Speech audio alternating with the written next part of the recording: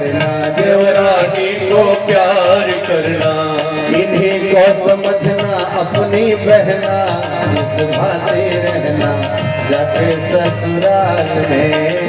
इन्हीं को समझना अपना बहना, इस भांति रहना जाके ससुराल में। और माँ क्या कहती थी,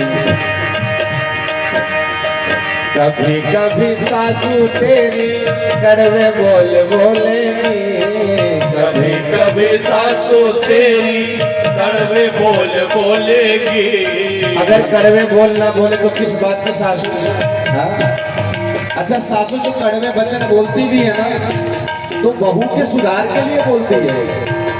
हाँ, एक बार अगर तुम गलती करोगी तो माँ तुम्हारी कहेगी चलो कोई बात नहीं, लेकिन सास के सामने गलती करोगी ना, सास कहेगी इसको तुरंत सुधार। सारे सास तो गुरुओं की गुरु है। कभी कभी सासू तेरी कड़वे बोल बोलेगी, कभी कभी सासू तेरी कड़वे बोल बोलेगी। मार मार ताने तेरे हृदय को निचोड़ेगी, मार मार ताने तेरी हृदय को निचोड़ेगी।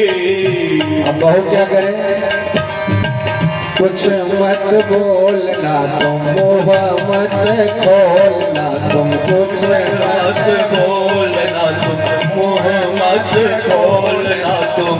निज को झुका के रहियो नैना, इस भांति रहना जाके ससुराल में। निज को झुका के रहना नैना, इस भांति रहना जाके ससुराल में। और बड़ी प्यारी बात है जो मैं अभी जिस चीज की व्याख्या कर रहा हूँ, माँ कहती थी,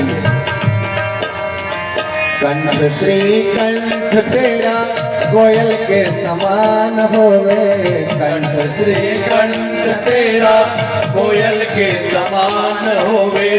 होठों की लाली तेरी मधुर मुस्कान होवे, होठों की लाली तेरी मधुर मुस्कान होवे। भलाई की बिंदिया तेरी, भलाई की बिंदिया तेरी, लेकी की नथनिया तेरी, लेकी की नथनिया तेरी। लज्जा है बेटी तेरा गहना, इस भांति रहना जाके ससुराल में। लज्जा है बेटी तेरी गहना, इस भांति रहना जाके ससुराल में। मान दुलारे मेरी कहना, इस भांति रहना जाके ससुराल में। मान दुलारे मेरी कहना, इस भांति रहना जाके ससुराल में। ये सीख मैया दिया करते थे अपनी बेटियों को विदाई के समय। और आज कितना समय विपरीत आ गया है, खुद आप अनुभव करिए। नहीं अभी नहीं करा तो बोलना पड़ेगा। और विवाह के पश्चात बिटिया और माँ इस पर लिख 2-2 घंटे 2.5 घंटे फोन में लगे रहते हैं। वैसे बोल दिया था मैंने। 2-2 घंटे 2.5, पता नहीं क्या सिखाती रहती भगवान जाने। पता कैसे चलेगा, है ना? अगर अपनी बेटियों को कुछ सिखाना तो मैं नहीं कहता हूँ कि दब करके रहना ही सिखाइए, अत्याचार हो और उसको सहना सिखाइए। नहीं, अत्याचार को सहने की बात नहीं कर रहे हैं। आपके ऊपर अगर कोई अति करता है, अति से ज्यादा अत्याचार करता है, तब तो आपको नहीं सहना चाहिए। लेकिन अगर छोटी मोटी बातें हैं तो उसको आपस में प्यार से समझा लेना चाहिए और सुलझा लेना चाहिए। हर बात मायके में नहीं फोन करके बताना चाहिए। माँ बाप को कम से कम अब तो चैन से रह लेने दो।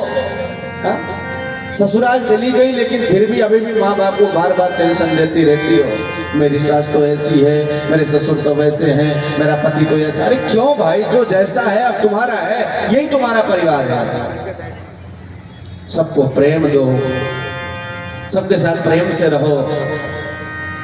परम पूज्य गुरुदेव तो कहते हैं लंबा हो जाएगा विषय, लेकिन गृहस्थ एक तपोवन है जिसमें संयम, सेवा, सहिष्णुता की साधना करनी पड़ती है।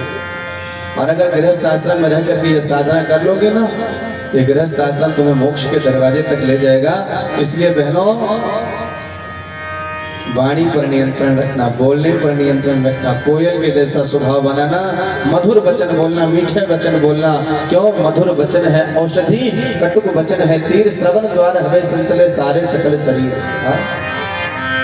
मधुर वचन तो औषधि का काम करता है, और जो कड़वा वचन होता है वो बोले कान के माध्यम से हमारे अंदर जाता है, पूरे हृदय को विदीर्ण करके रख देता है। तो ऐसी वाणी बोलिए, ऐसी वाणी बोलिए, मन का आपा खोए, औरन को शीतल करे, आपको शीतल हो। लेकिन आजकल तो कहते हैं ऐसी वाणी बोलिए